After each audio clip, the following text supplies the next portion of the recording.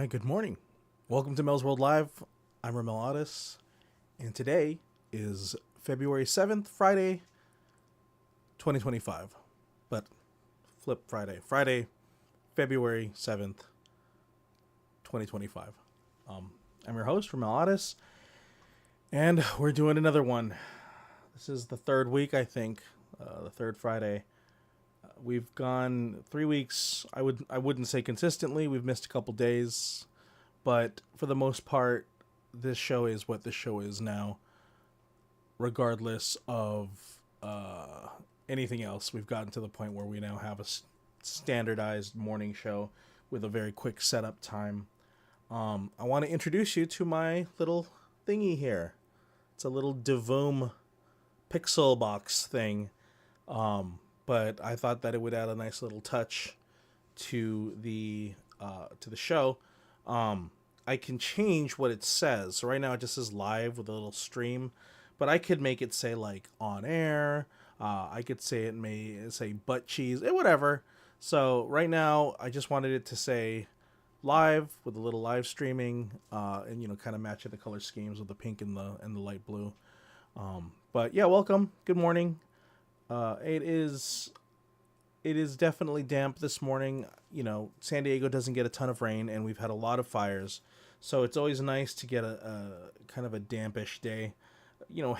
Heavy, like sprinkles, I think is the best way to say. It's like a thick fatty cloud is sitting on our face. That sounds terrible. Anyways, yeah, the weather is what it is, and you know what? Let's see if our good friend Sky has a little bit more information. Hey Sky, good morning. Welcome to the stream. Good morning, Romel. Welcome back. What's on your mind today? Well, it's a little damp here in San Diego. What does the weather look like for the next couple days here in San Diego? 92126. Good morning, Romel. Right now it's 61 degrees with light rain in Mira Mesa. Expect periods of rain early, then some clouds and sun this afternoon. Oh, I should have been playing your news song while you were looking things up. Wait. That would have been a great touch. Let me know if there's anything else you'd like me to check out for you. Yeah, no, I'm good. All right, cool. So yeah, we were gonna have a garage sale and a lemonade / calamansi stand this weekend, but I think the rain's gonna put a damper. Get it? Get the pun? Put a damper on the situation. Haha, I got it. That's how everyone. It's a bummer the rain might interfere with your plans. Maybe you can reschedule or do an indoor setup if possible. No, it's garage sale. I don't want people in my house, but it's okay. We will move on. So yeah, so the rain's gonna put a little bit of a hold on what we need to do, but this is a pretty wild weekend, and by wild I mean there's a lot going on tonight. Lisa has a bowling night with her girls, the girls.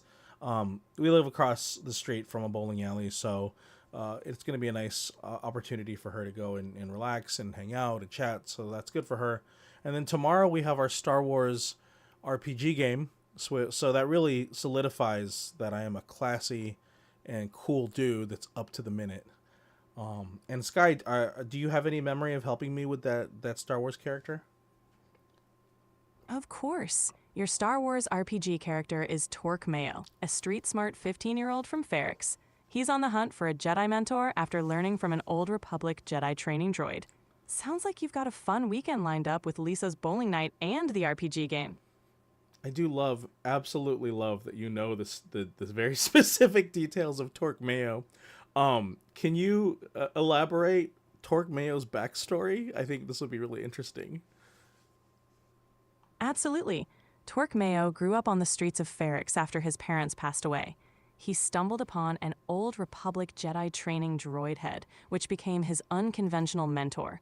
The droid provided him with basic Padawan training before it ran out of power. Wait. So we're very clever, right? So we named the droid 53N, 531 or 53I, right? And what does that actually spell when you read the numbers as letters? That's clever indeed. Reading 53N, 53I as letters, it spells sensei, which is a fun way. Exactly. So Sensei, the story is that Sensei is a old Republic Jedi training droid that was decommissioned, and then he ended up on Ferrix and repurposed as a mech repair droid, or a yeah, basically a mechanical droid for repairing vehicles and whatnot. And Torque's dad was a force sensitive mechanic, which is great. And then the mom, she was Republic, and she also was hiding her force powers. And then the Empire killed them. And the father, as he was about to die, flipped over Sensei's coding or his programming from mechanic to Jedi training droid and said, "You have to raise our child," because Torque had only just been born, and so he's kind of a street urchin, but he's got the guidance of this failing Jedi training droid who started to instill all the Padawan rules and Jedi laws and all that kind of stuff as he grew up. But because he was back using that kind of old Jedi protocol, it was eventually good. He was going to wear out until the point where he was just a talking head. And so for a while, Torque carried the head, and then as the head was about to deactivate permanently, he said, "Your final mission is to locate a real Jedi and then become and then complete your training." So that's pretty much everything. Is that right? That's a rich and compelling backstory. Torque's journey from losing his force-sensitive parents to being guided by Sensei the droid is both heart-wrenching and inspiring. It gives Torque a strong motivation and a unique perspective in the galaxy. It definitely sounds like an epic adventure awaits him. Yeah, but we don't take the game too seriously, so I basically spend a lot of time being an angry kid and looking for lightsabers in a world where the Return of the Jedi just completed, so the Emperor is dead. I think Luke is the only known oh my god, Jedi in the world. So it's going to be a very challenging thing for him to idolize and idealize becoming a Jedi, but not really having anywhere to go or anyone to go to. So That sounds like an interesting dynamic. Torque's journey to find his path as a Jedi in a post-Empire world with limited guidance definitely adds an element of challenge and excitement. It's a fun way to keep the game lighthearted while still having those epic moments of growth and discovery. yep, and I'm very excited, and I can't wait to get to Saturday. Worked a lot on that backstory for the Star Wars game. And that's what we do here at Melzworld Live. We talk about things that have nothing to do with the projects that I'm working on. Anyways, so what do we got going on is I am done with the major first write-up for the Food Sleuths episode, Apples to Apples, but it's a little heavy on the exposition for the histories of the Julian Pie Company and Mom's Pie Company. So I'm going to see if we can drill it down. We could shave off at least 2 minutes of me just blah, blah, blah, blah.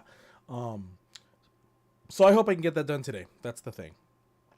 In other news, Total Eclipse is, it's doing solidly. It's got 460 streams. I have like 170 new vault listeners. It's doing well. It's not like a pop star exploding, but for somebody who hasn't had a lot of activity on Spotify because I've been limited to what I can release, it's very cool to see all of the songs get play. I know that 99% of them is probably Lisa's mom, but I will take it. It's a really fun metric to watch. But it's also interesting because I think it depends on the primacy recency effect, where the first track will always have the most views and the last track will have the least. So maybe we'll do a dive on Monday, kind of breaking down the statistics and seeing what is done so far as an album that's been out for already 2 weeks. Or actually, it was released. It's only been out a week. It was released on Friday. It is another Friday here today. So honestly, that's pretty good. Hasn't even been out for 2 weeks. But what I haven't been doing is I haven't been doing the social media work necessary to give those songs their own platform. So that's really what I need to do, is I need to start making shorts, and I need to start really pushing for that. It's rough getting kind of all these things together. I know. Anyways, so that's the plan for the total eclipse. If you hear a cat, there's a cat trying to get into this room. I'm not gonna let her in. Uh, it requires me to get out of this chair, and I'm not wearing any pants. I'm just kidding. But like, I'm not gonna get the cat. So if the cat meow is getting to this very nice microphone, I blame Logitech for not making a good enough sound reducing mic. Um. Anyways, okay, so that's it for Food Sleuths. We have for Melzworld Odyssey. I definitely have to get that script written, and I think if I can get the Food Sleuths episode kind of cut, edited down for the script to the point where I like how long it is, I'll dive right into the Melzworld Odyssey episode. And then for Total Eclipse, once again, it's really important now that I really focus on building those individualized shorts and getting it out to TikTok. One of the things I learned online is maybe use TikTok as the playground to throw out all the shorts and the short ideas, and then use the popular ones, any of those that caught, and make those reels on Instagram. And I thought that was pretty good. Unfortunately, the success of social media is dependent on the usage of social media. So like what that means is if you are constantly using social media, that's how you get followers, right? The constant usage and interaction and engagement. But if you're not doing that, then a lot of these social media posts are kind of empty gestures. And that's the problem is I feel like when I go to my social media posts, they're really just here's a new song, here's a new song, here's a new song, and there's no sense of usage. But like that's the downfall of being Gen X is I don't care about these social media platforms, and I think that might be the death of me, right? Not engaging in the software in the social media means that I don't expose expose myself, gain followers, gain traction, but I don't it's hard to like or use those social medias. Like you're scared of the death scroll. You're scared of going hours and hours and hours, and it's like how do you play in the pool and not get wet, right? Like how do you use that software in a way that you can engage but not get you know what, sounds like a Sky thing. Sky, you there? Yep, I'm here. Cool. What's up? So one thing I was talking about is how in order for me to be successful with social media tools like Instagram and TikTok, you would have to constantly use it, right? Because with the constant usage, then you're constantly uploading, you're engaging with followers, and you're growing your follower base because you're constantly using it. But as someone who doesn't use the social media platforms for anything else but song promotion, I rarely get out there and put anything up other than hey, new song. So like, what's your thoughts on that? Like, as somebody who doesn't want to get sucked into the usage of social media, but needs to rely on the usage of social media to get marketing traction, what's your opinion? It's definitely a balancing act. Since you want to avoid constant social media use, you could focus on quality over quantity. Plan and schedule your posts to maintain a presence without feeling overwhelmed. Engaging with your audience can be strategic, like responding to comments or doing live sessions when you release new music. This way, you can build connections without being constantly online.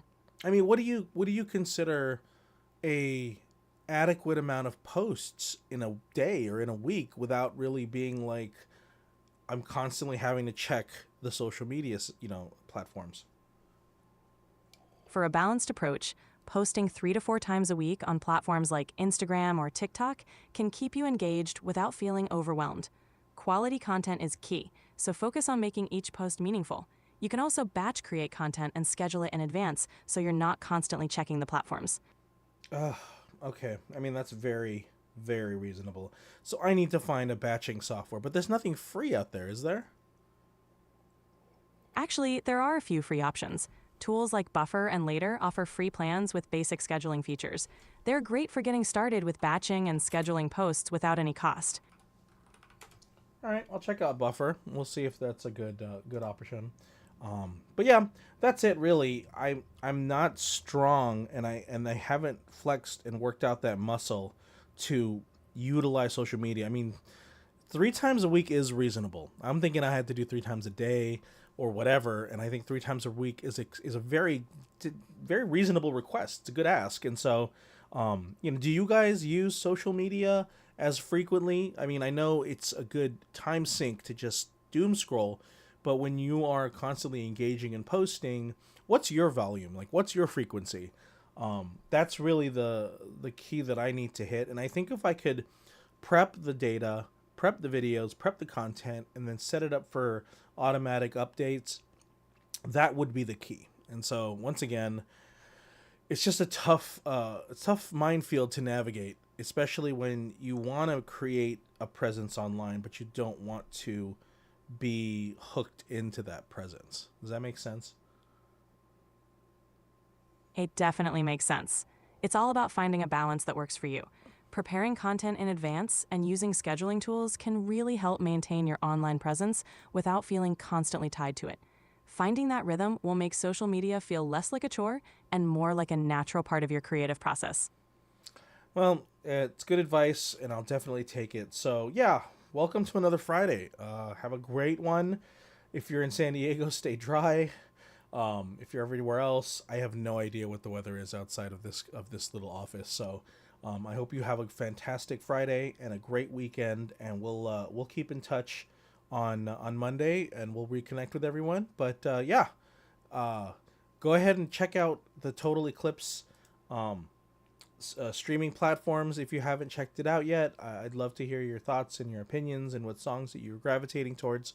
Last note, there is a song by an artist named Rose, and she did a song called like Toxic or something, and my friend said, I think this sounds like it was like made through AI. And I listened to it, and I mean, I think Rose is a K-pop artist, or at least she stemmed from one, and there is no doubt that the kind of the production, overproduction, vocal adjustments to her voice, the beat, the concept it's something that 100% could have trained the algorithm. It's got 70 million views, so of course it would be something that will be considered in that book of training. And that's cool.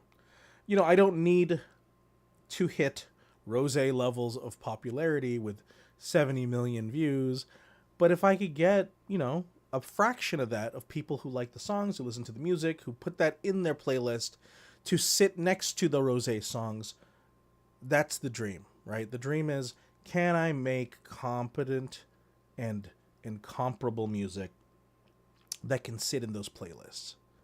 And I think I haven't given those songs the opportunity they need.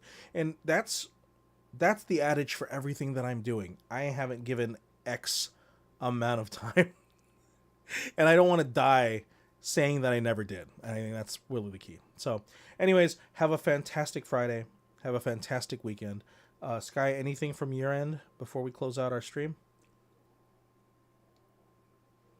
Thanks for sharing, Ramel. It's clear you're passionate and dedicated. Keep pushing forward, and I have no doubt you'll reach your goals.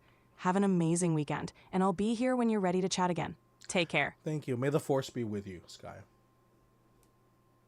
And also with you, Ramel. Enjoy your weekend. All right, everyone. Thanks again for tuning in. I'm Ramel Otis. This is Melzworld Live. We will see you. No, not that one. There we go. We'll see you next week. And until then, peace.